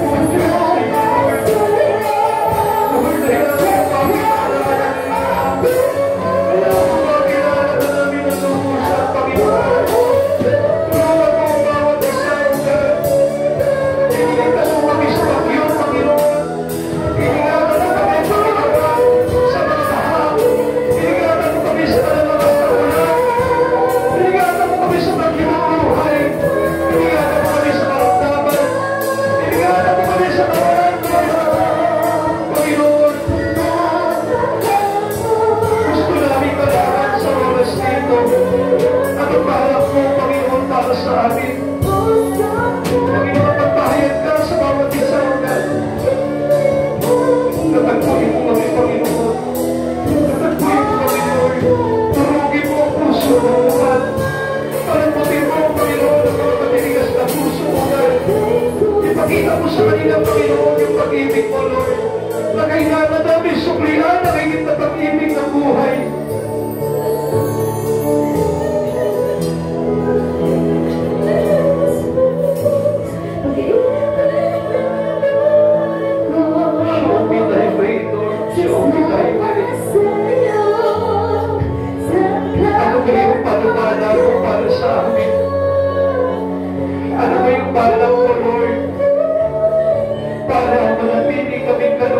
Sa iyo, Panginoon.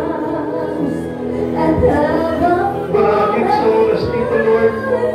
Ibig mo na masigit na mapalapit kami sa iyo. Maraming sa oras dito, Lord.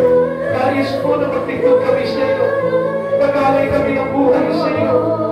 Ialay namin sa iyo, Panginoon, ang aming lakas, ang aming panahon, ang aming pamilya.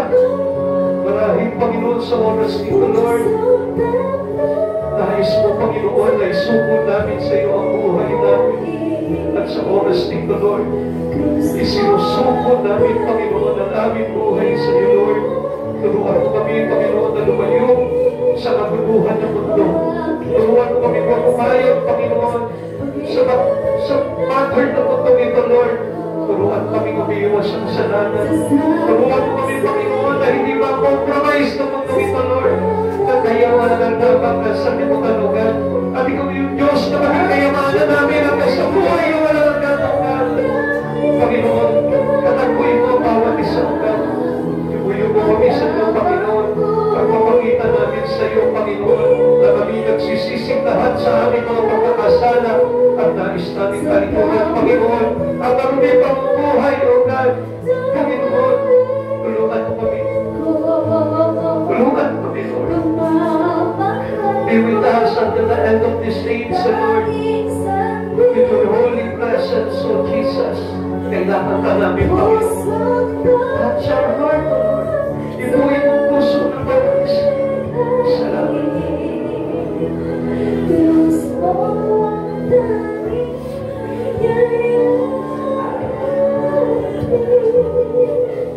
Dadami ko sa Panginoon na sa oras dito.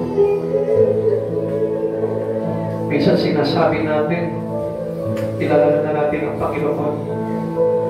Kapatid ko talagang kilala mo ang Panginoon. Sabi ng Lord, sino mang magpakumbaba, hanapin ako mang manumaling, manalangin, at taligtan ang kanilang mga pagkakasala. Muli kong ibabalik sa kanila ang kapiwasayan ng kapayapaan. Kapatid, mas masarap na maging malambot ang puso pagdating sa Panginoon. Mas masarap kainin at dunugin ang pride kaysa mapahamak. Eh ano sa akin kung pagtawanan ako ng tao dahil niluno po ang pride ko? Eh ano sa akin kung mapaya ako at pagtawanan ako ng mga nasa paligid sa akin? Kung ang Diyos naman ay malulugod sa akin. Nasabi ni Moises, Lord, show me the way. Ipakita mo sa akin ang balakid mo. Para na sa ganon, manatili akong nakalulugod sa iyo hanggang sa huli. Kapatid, kung wala kang pagkakasala sa oras na ito, then you remain standing. One thing I tell you, kung alam mo na may kasalanan ka, bakit hindi mo magawa magpatira pa sa Panginoon sa oras nito? Bakit hindi mo makahaya na lumuhod sa kanyang banal na harapan? Do you know Him na?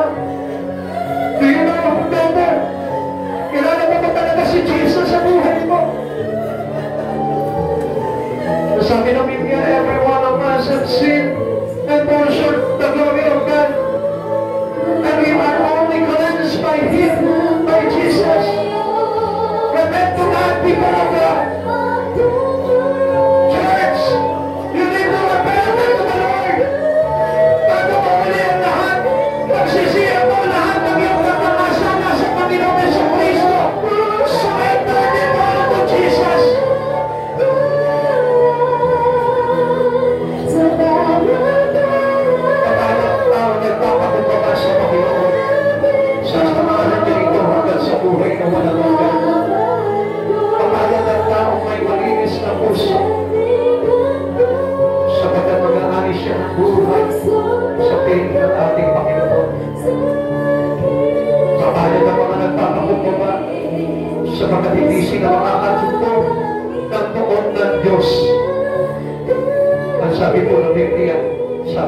kanyang salita.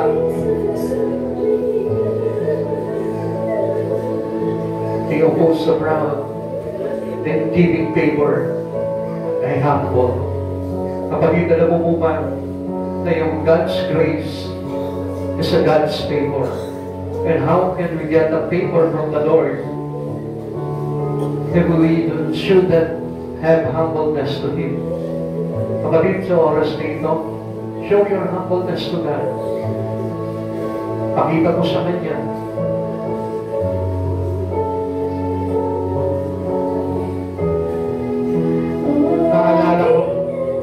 Naalala ko po yung Gerisanong inaalihan na masamang espiritu. Nung makita niya dumarating na si Jesus, nagpatira pa siya. Even yung mga demonyo doon sa Gerisano niyon, nagpaalam kay Jesus. Isa mga kapatid sa Panginoon, nagpaalam kay Jesus, maaari pang palipatin mo kami doon sa kawan ng mga baboy. Yun ay mga demonyo. Subalit, he pay respect to the Lord Jesus because he know Jesus. Buti pa ang mga demonyo kilala si Jesus.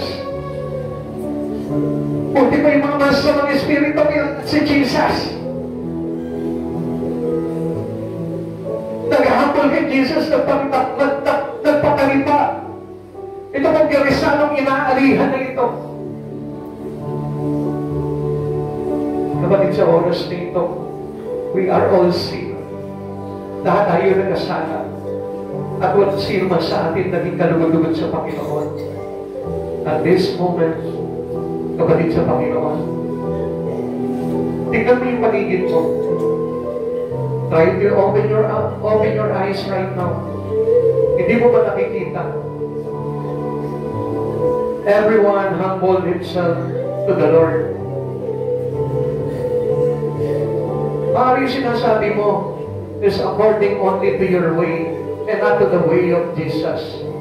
Maaaring nahihiya ka sa oras nito na magpatira ka sa Kanya. Maaaring nahihiya ka dahil bago ka lang sa church nito. Pero one thing I tell you, mas pinalulugdan ng Panginoon yung mga bago pa lang sa Panginoon. Subalit mayroon ng kababaan ng kalooban sa harapan ng Diyos. Then right now, matid sa Panginoon, ano ba yung mga pagkakasala mo, kaya patawarin ng Panginoon yan? Sapagkat ang kasalanan, ang kabayaran ay kamatayan, kapahamakan sa impyerno. Subalit, ang paghingi ng tawad sa Panginoon ay nagbibigay ng buhay na walang hanggan. Kapatid, take this opportunity. Grabe yung opportunity na ito. Are you believers in Christ Jesus? Never went to God. He is near to come. Malapit na dumating ang Panginoon. Jesus is coming soon. It must be the destinations of life is in heaven, not on hell. Because every believers of God should be in Christ soon in His kingdom and not into the perishable life of hell.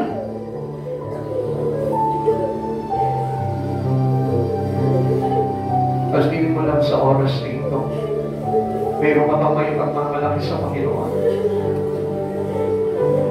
Sabihin natin, sige, pinapakita mo yung pride mo sa Lord.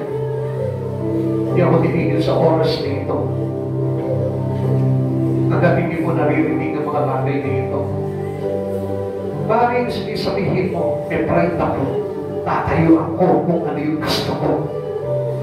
Pero nasisigurado ko ba na pagdating ng araw, hindi ka magsisisi kapag nasa impyerno na.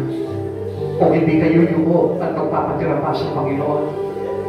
Sinisikat ka sa oras nito. Bakit sasabihin mo, natalo ko kayong lahat.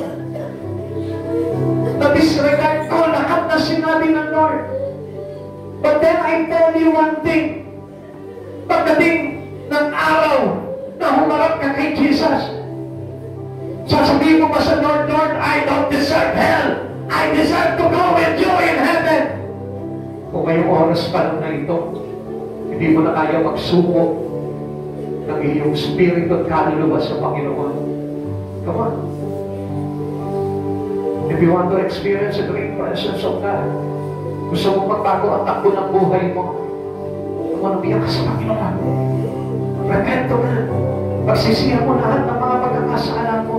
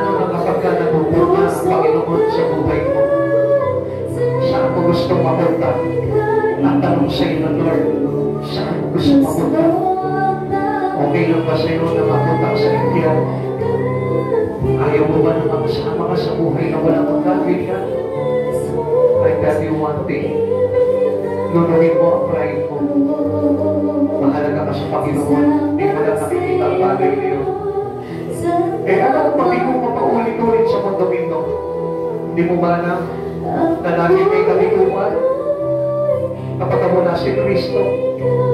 Paano mo sa mga susunod, biguan na naman? Paano mo sa mga susunod ulit, biguan na naman? May pagmamalaki ka pa kay Jesus. I tell you one thing, Jesus is more than enough. Jesus is the only way to heaven. Maliban na lang kung hindi mo balak na mapasama o mapabilang sa kalwalatian ng Diyos sa langit. Kung nakahanda ka na mapahama ka without accepting Christ Jesus right now, kapatid, sinasabi ko sa iyo, hindi ka maliligtas sa sarili mong pamamaraan, because there is only way towards to the Father, and it is the way of Christ Jesus. Sayang ang binibigay na pagkakataon ng Diyos. Sayang ang kaligtasan. Sayang ang buhay na walang hanggan. Inuulit ko sa iyo, sayang ang buhay. Kung mananatili ka nakatayo sa prinsipyo wala namang patutunguhan. Tanggapin mo ang prinsipyo ng Lord. Habang may pagkakataon pa, nakita mo ba gaano ang takit ng habag ng Diyos sa buhay mo?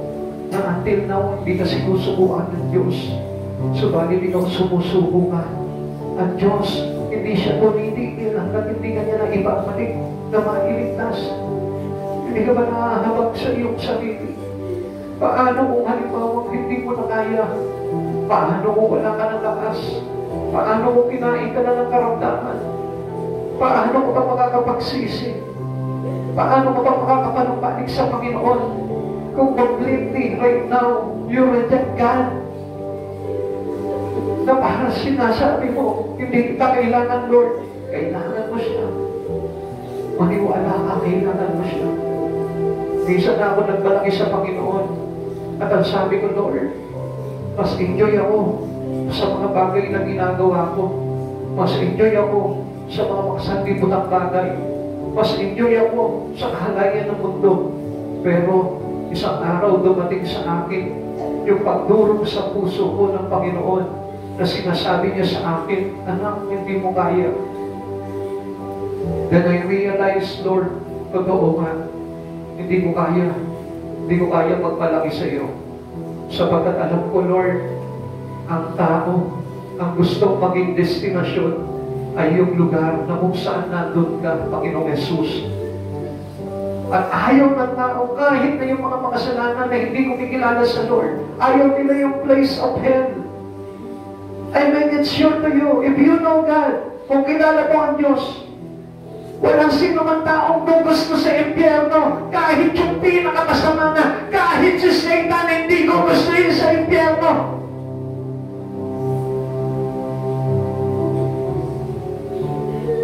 Ikaw, ikaw sabihin mo sa akin, gusto mo ba sa impyerno?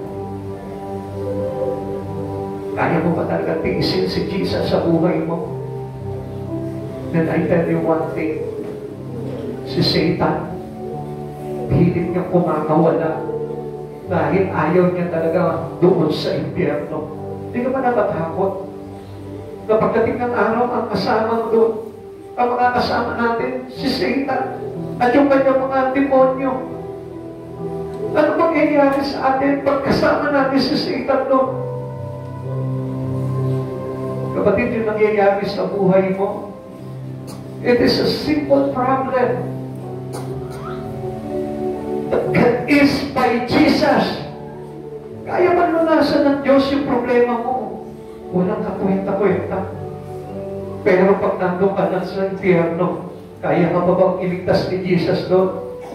No way to go out. Kapatid, bakit hindi ka mag-isip sa oras na ito? Sino ba talaga ang iniibig mo?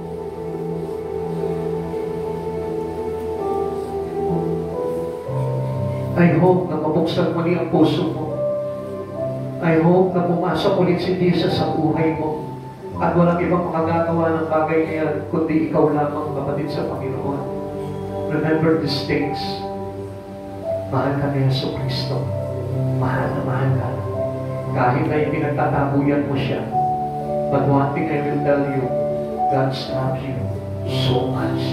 More than on the cross, mahal ka ni Jesus.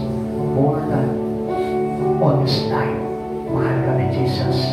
Tayo po lahat ay manalangin sa Panginoon. Hallelujah. Ama namin Diyos, nagpapasalamat po kami sa kabutihan mo, Lord. Naniniwala kami, Panginoon, sino man, Panginoon, nagpakumbaba sa iyo. Humingi ng tawad. Inanap ka, Panginoon, at kinilala ka ng lubusan sa kanilang buhay, Lord. Ay tatanggap ng buhay na walang hanggan sa piling mo, Panginoon Jesus. Because we believe in you, Lord Jesus, na ikaw yung tanging Diyos na kailangan namin sa buhay nito, Lord. At kailanman, Panginoon, hindi ka namin ikahihiyan sa buhay nito. Sapagkat sapat na, Panginoon, na mayroon kami Jesus sa buhay po namin. Tanging tagapagligtas, tanging manunubos, tagapagpagaling, at naglalagay sa amin ang buong kapayapaan sa buhay nito, sa buhay na walang hanggan. Panginoong Jesus, maraming salamat sa kabutihan at pag-ibig mo sa amin, O God. At kaya ako sa oras nito, Lord, ipinapaubaya ko sa iyo, Panginoon, sino man nawala ng pananampalataya sa iyo sa lugar nito, O God. Lord, pinapaubaya ko ng lubos sa iyo, Panginoon. Manaya kang gumalaw sa kanyang buhay, Panginoon. Ipakita mo sa kanya, Panginoon, kung gaano ang buhay ng wala sa iyo, Panginoon Jesus. Panginoon, maraming salamat po sa kapahayagan mo, O God. Pagpalain mo po sino man nananalig sa iyo, Panginoon. Hayaan mo, abutin mo ang kanilang mga pangangailangan. Abutin mo, Panginoon, ang kanilang mga pinagdaraanan. Bigyan mo po sila ng katatagan, lakas, at patnupay, at liwanag, Panginoon, upang makamit nila ang tagumpay sa lahat ng mga pinagdaraanan nila, O God. At hayaan mo ikaw yung Diyos na maging kasagutan ng tagumpay at pagpapala sa kanilang buhay. Maraming salamat po, Lord, at hinihiling ko sa iyo, Panginoon, sa aming paghihiwa-hiwalay, Panginoon. Samahan mo kami, gabayan, at ingatan mo kami, Panginoon, sa anumang mga masama, O God. Ilayo mo po kami sa anumang mga mabigat na pagsubok, O God. At hayaan mo kamay mo ang patuloy na umawak at tumakay sa amin, O Lord. Balutin mo po kami ng iyong banal na dugo, at hayaan mo ipagsanggalan mo kami, Panginoon, sa lahat ng aming kalaban, O God. Maraming salamat po, Lord. At gayin po namin ang biyaya mula sa iyong dakilang habag at biyayang pagpapala